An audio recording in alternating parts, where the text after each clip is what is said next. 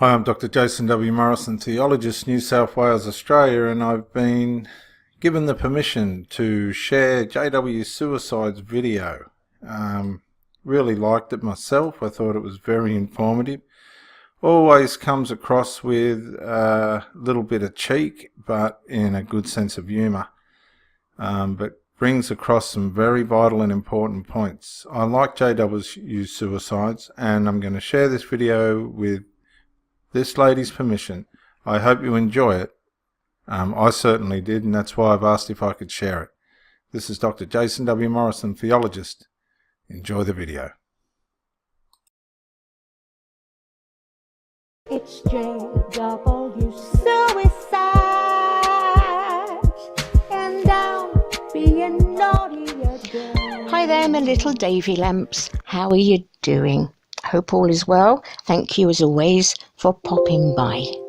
Well, a couple of videos ago I showed a sequence from this year's convention, one of the talks, where the poor guy made a mistake but actually inadvertently told the truth while he made the mistake. Anyway, didn't please everyone, gave some of you a chuckle, which was what it was meant to do.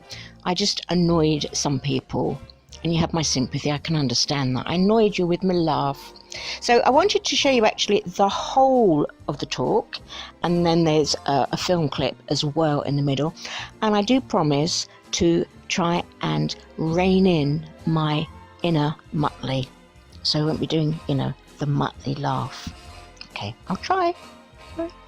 I've not watched this talk all the way through yet, so I'm seeing it for the first time with you. I've seen odd bits, and one thing that struck me was this speaker is so much like Anthony Morris. Is this a characteristic of how people speak from a certain region in America? His voice, his mannerisms, his eyes, body movements, very similar, but see what you think. So some people thought I'd faked the last video, because sometimes there's a lag with this screen recorder, but you can see it all for yourself. So no need to fake anything. Okay, I'll try and behave myself. See where we go. At this point, let us now give close attention to Brother Luis Torres Jr. as he discusses why true Christians need courage to remain holy. There's your title. And he'll be coming up, I suppose, in a minute. Get himself in place.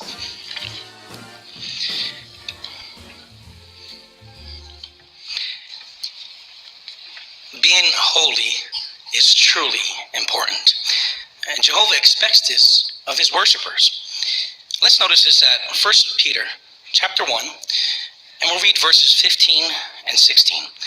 That's 1 Peter chapter 1. We'll read together verses 15 and 16.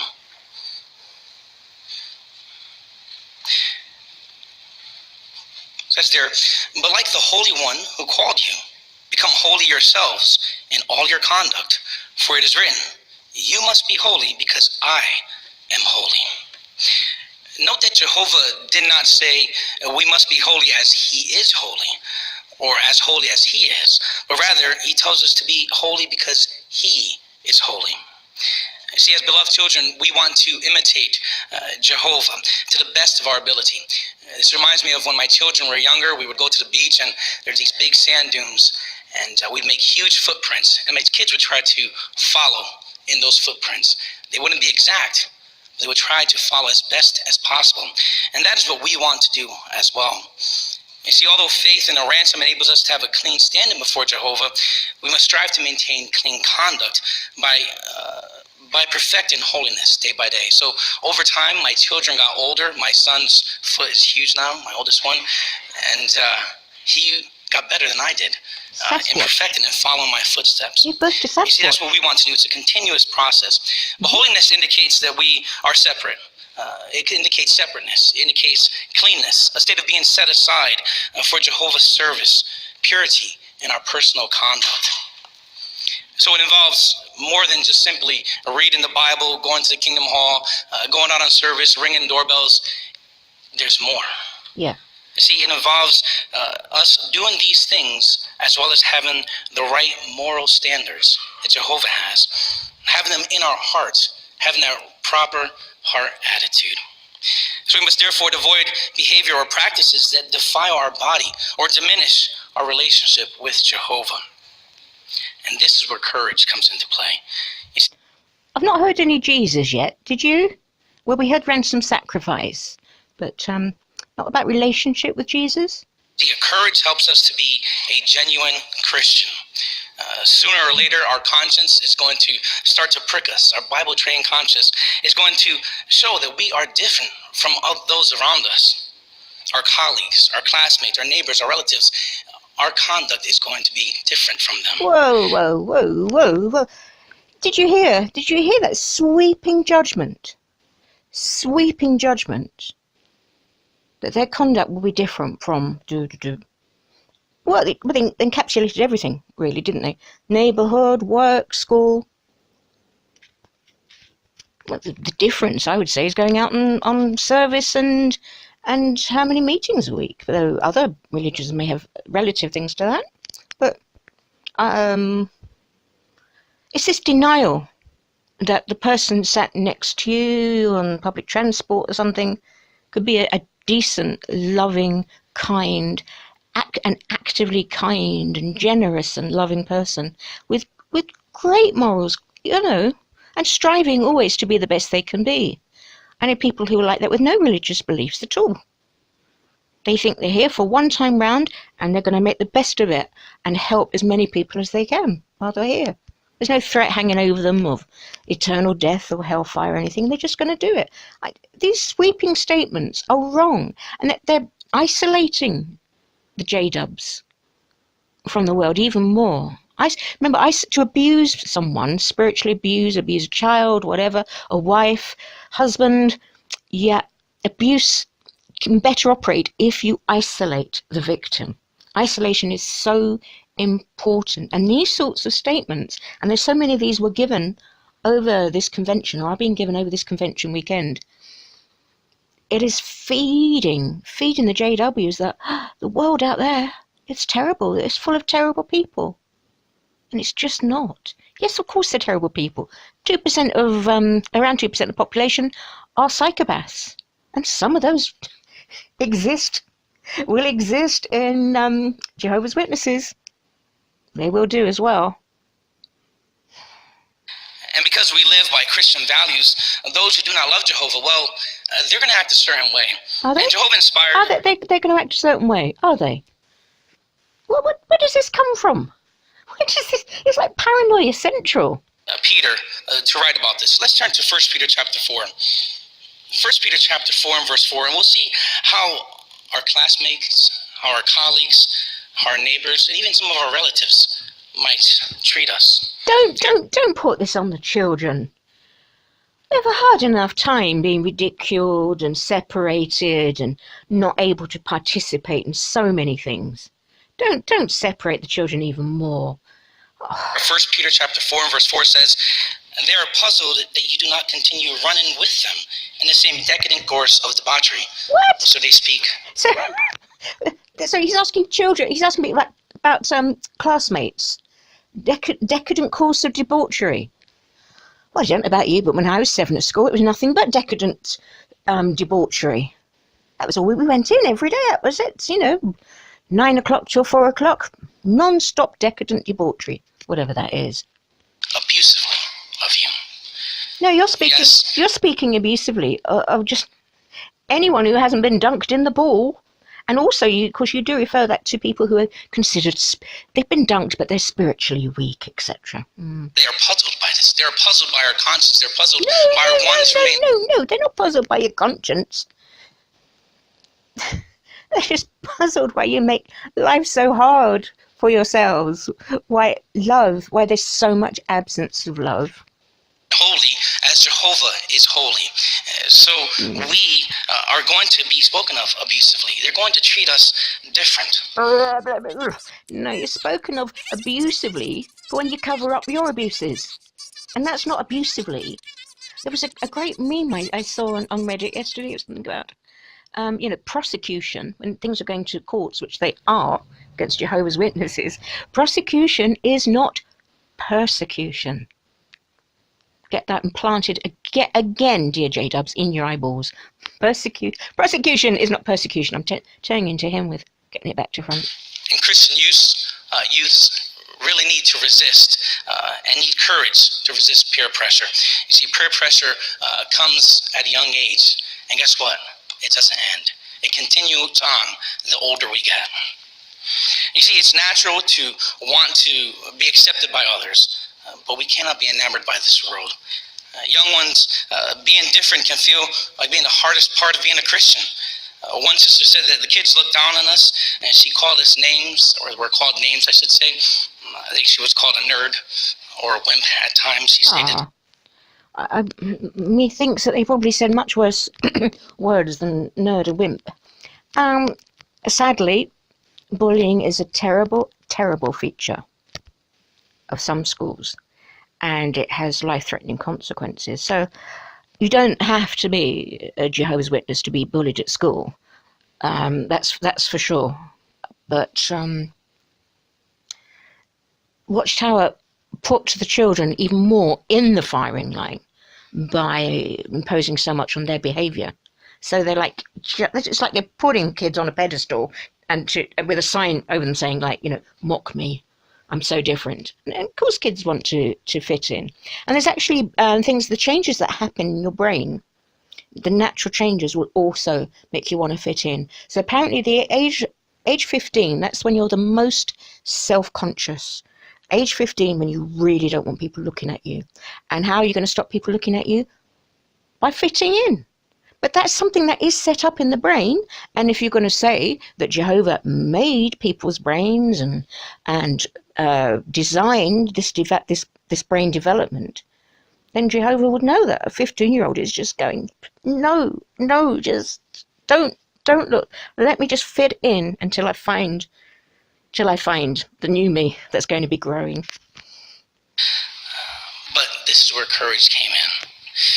For example, maybe our taste in clothes sent a message about us and what we stand for, that we are Jehovah's Witnesses, what we believe. In this world, fashion is truly an important thing. They use the phrase, I'm trying to make a fashion statement. Well, as Jehovah's people, we are making a fashion statement as well. We're stating that we are Jehovah's people. That's what we say. So we want to make sure that with our dress and grooming that we're...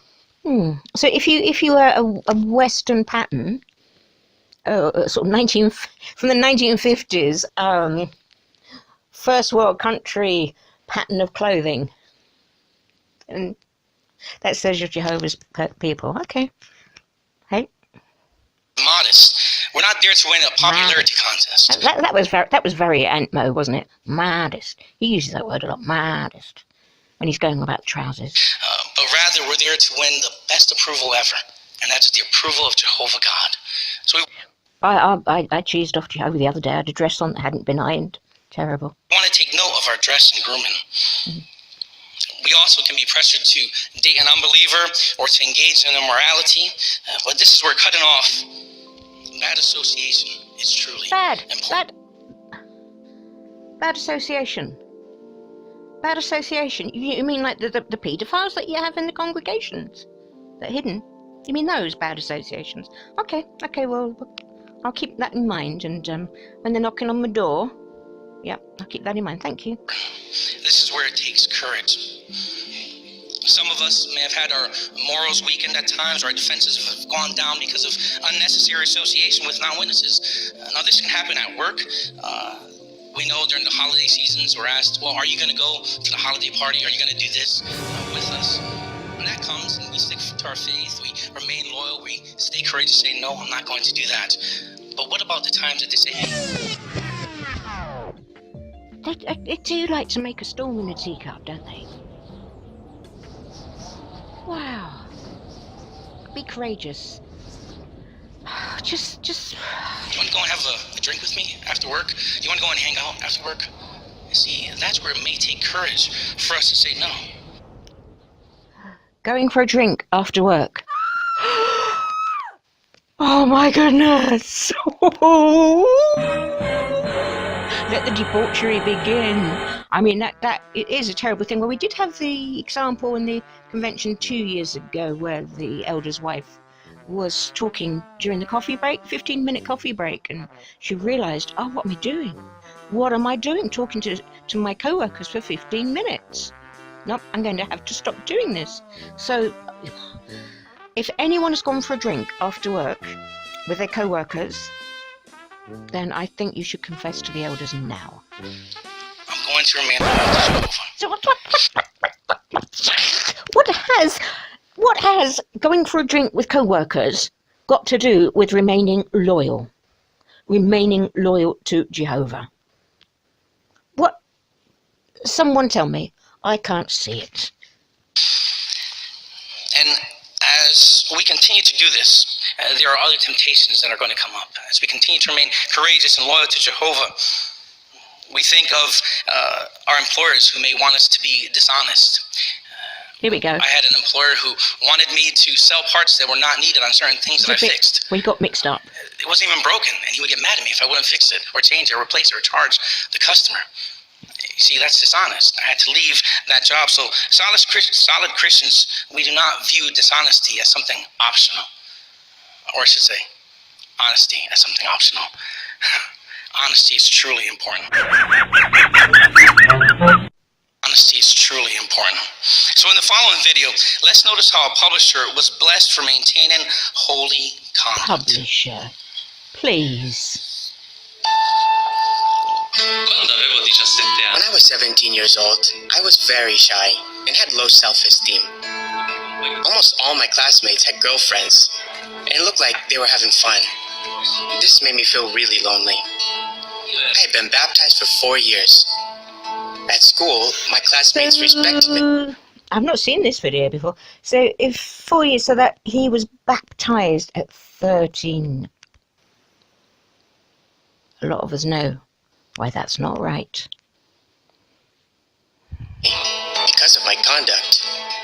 But something was about to happen that could have changed my life forever. There were a lot of girls at my school.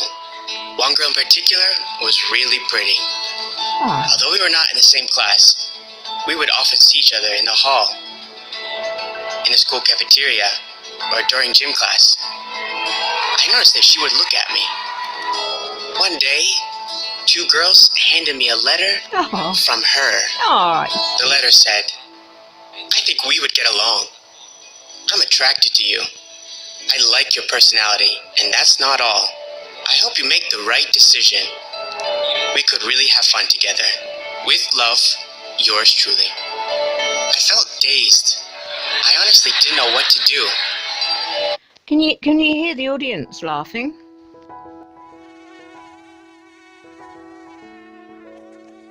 I find it poignant. I find it, if this is true, or how much has it been elaborated, because so many of you have told about being on the platforms at these conventions to give your experiences, and they've been changed, manipulated. You've been told to dress them up. I don't see why this is funny. This is a natural thing that happens to someone in the teens, and it's a very strange time. It's an exciting time. It's a confusing time. Oh, I don't think it's fair to laugh at him. My classmates urged me to accept her proposition immediately. When I got home, I was really confused. My parents asked me what was going on, but I couldn't talk to them about it. I wondered whether I would ever meet another girl as beautiful as she was. Oh. During those days, it was as if I had lost my Christian identity.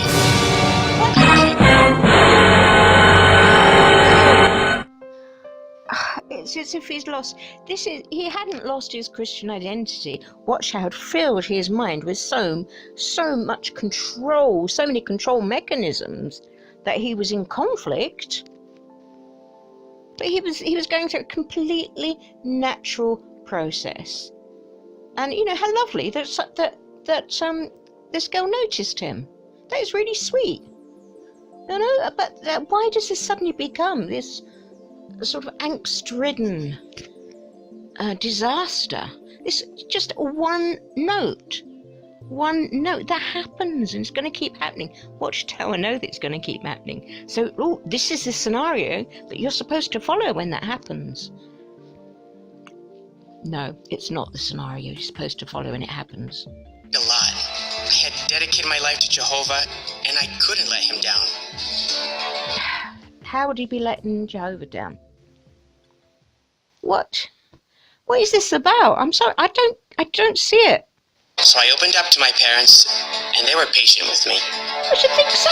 We did some... I should think patient. Why wouldn't they be? You've done nothing wrong. You've done nothing wrong. Just walk around like a 17-year-old. Sense of study together, using the Young People Ask book. It's all the time. It's like big fuss. Big fuss. Any tiny thing's got to be a big fuss. So he gets a note, and now his parents can be patient, and they're going to study a Watchtower book. For heaven's sake. For heaven's sake. Going through articles that applied to me helped me overcome the... I mean, he wasn't off having sex with every single girl in class, different night of the week, and trashing them and being cruel. He got sent a note. He got sent a note. And here we are. Look at this. Oh, my Christian identity. Oh, and this isn't against this chap. It's against the control. The crisis. Looking through the book. I also spoke to a mature brother in the congregation. And just... This poor girl. Do you know, I'd have been mortified if I was 17 and plucked up courage to send a note. I've never been that brave, mind. Once as an adult, I plucked up courage. I'm a wimp. And, that's that speech in the talk. It said that's a big derogatory term. Anyway, had I plucked up courage to send a note, and then the guy is showing his parents and then showing someone in his church. I mean, you'd be mortified, wouldn't you? Oh, I would. Oh, I think I'd crawl into a cave and never come out again. I'd be so embarrassed. I had to spend more time with him as well as other brothers. What? No, he's got to hang around. He's got to hang around with loads of brothers.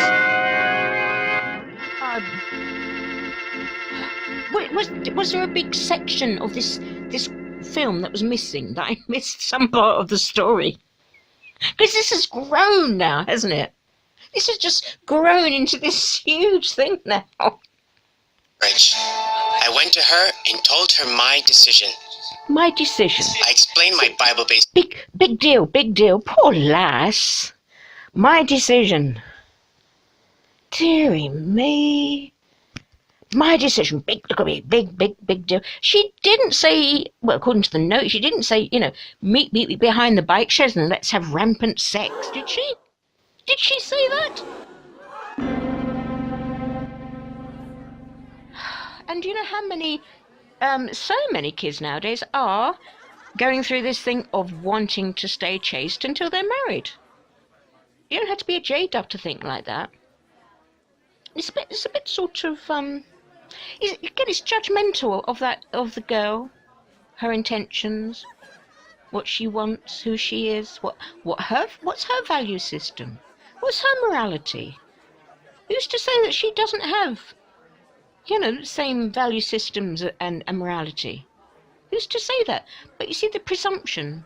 Oh, she's not one of Jehovah's people. So always, bring on the debauchery again. Convictions, and said no. It was a very wise decision.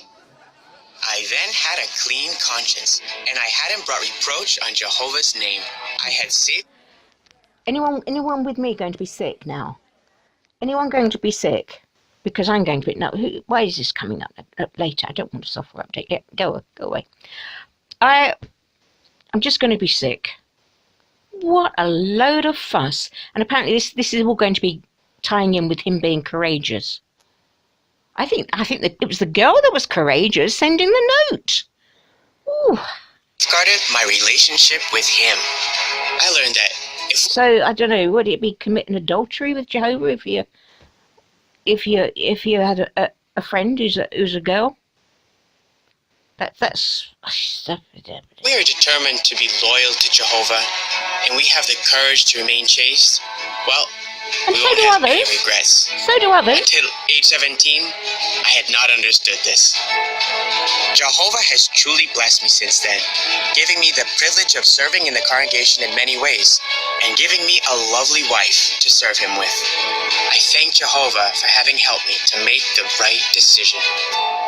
Well, I'm very pleased that he's found a wife and he's happy with her. The other stuff didn't necessarily negate him having a wife, and it's just, it's very once upon a time, isn't it?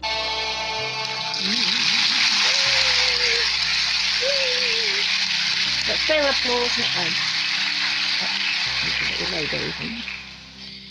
What a wonderful example, wasn't it? You see, the Bible encourages us to be responsible for our actions, to develop good spiritual qualities. Let's notice this. Let's turn to 1 Corinthians chapter 16, and here we'll read verses 13 and 14. Right, is he finishing soon? Again, that's 1 Corinthians 16, verses 13 and 14. Stay awake. Oh, sorry. Stand firm in the faith. I had no idea that was coming. I said, oh, it's hard to stay awake. And she said, stay awake. Oh, see, true message straight that I needed then. Okay, staying awake. Carry on in a manly way. Oh Grow no. mighty. No, I don't want to carry on in a manly way, because you'll get annoyed, because I'm a woman. And so if I do a manly thing as a woman, you'll get really annoyed at that. That's not allowed in J-Dub land. So here we go. Let everything you do be done with love. Yeah. Now We see here- that is very nice. Let everything you do be done with love. I have to keep being. I've actually got a poster up I just put up the other week, a couple of weeks back, saying that, because I have to be reminded of that, so it's on my wall. How it says to carry on in a manly way. No, I don't want to do that. What does the footnote say there? Regarding carrying on in a manly way, it says to be courageous. So we carry on in a courage. Don't women have courage then? Like, giving birth takes quite a bit of courage. It's outside your control, but and after you had the first one, very courageous to have a second one. And so on and so forth. This way, we need to grow mighty. We need to be courageous, because attacks are going to come, and we are going to be at the forefront of this attack. Are we? Being firm in the faith. Where did that come from? Attacks are going to come, and we're going to be at the forefront. Where did that come from? What? Dearie me. Being mighty, being loving, these are all important things. But this principle applies equally to men and women. Oh, thanks. So where it says there that manly way, humanly way, we could say, see, all of mankind, or we as Jehovah's people, are all involved in this. God's Spirit can help us to develop strong faith and a fervent love. But how can we do this? Well, we need to seek guidance. We need to seek guidance in order to remain holy.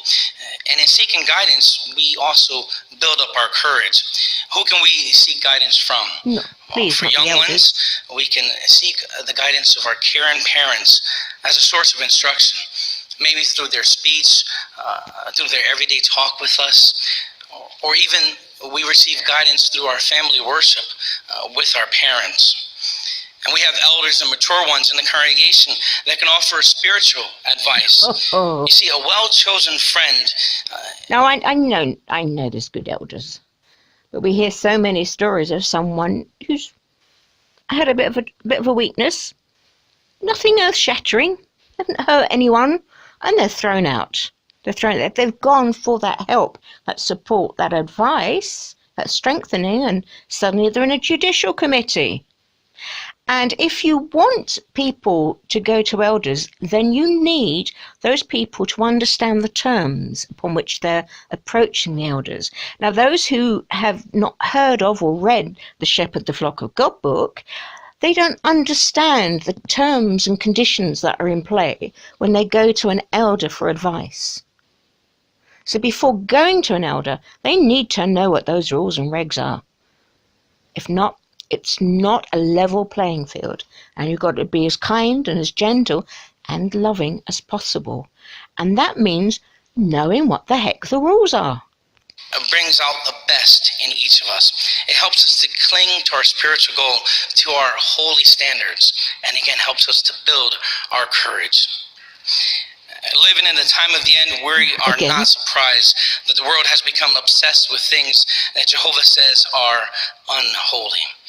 So we need to exert ourselves to perform holy acts of conduct and to remain spotless and unblemished in this wicked world. Like Watchtower. And if we stand firm for what is holy, well, that is courageous. And as we've heard, when we do this, when we're fearful, when we be afraid, well, that is even more courageous. See, each of us can be courageous if we constantly rely and remember that Jehovah is the source of our courage, that Jehovah is with us, that he has strengthened countless of other ones who needed to be courageous while they served him. Yes, Jehovah is our courage. So let us continue to be courageous and stand and please Jehovah. And what a powerful reason it is for us to remain holy. Now we'll listen to Brother Paul Sherba of Bethlehem. So there you have it. Yeah. Nothing wrong with the advice. You know, I have friends who are an example to me, help me realize where I'm lacking a bit, because I think, oh, that's so lovely what they did that, and I should follow that as a pattern, experiment with that myself.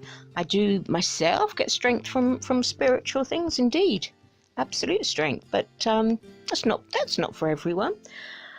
But to do that under such a corrupt umbrella, so you've got the followers there who will be motivated to be holy, stand the ground, but they're being overseen, sadly, by an organisation that is not holy, that has shares in Lockheed Martin, that has shares in a tobacco company, that has shares in an entertainment filmmaking company that makes films that Jehovah's Witnesses are not allowed, or should not be seeing. You know, they would be receiving counsel and things if they saw some of those films. So it's Watchtower have set a high bar, and they nowhere near live up to it themselves. So how sad that kids and everyone is being saying, no, you must or you will die. You have to live to this bar that we can't do. We don't do it, but you must or you'll die. Anyway, that was a decidedly unfunny video. But there you go. It was a barrel of laughs, isn't it, at the conventions. Thanks for watching. Yeah, Dr. Jason Morrison, theologist again. I just want to say thank you for watching the videos, and I hope you got plenty of self-rediscovery and freedom out of it. If you watched it on YouTube, please share or like, maybe even comment. If you watched it on Facebook, like, comment, share. But most of all, get out and live. This isn't a rehearsal. You've got a one-off life. Don't let your loyalty and your faithfulness blind you to the life that you should be experiencing. Till the next video, thank you for watching, and bye for now.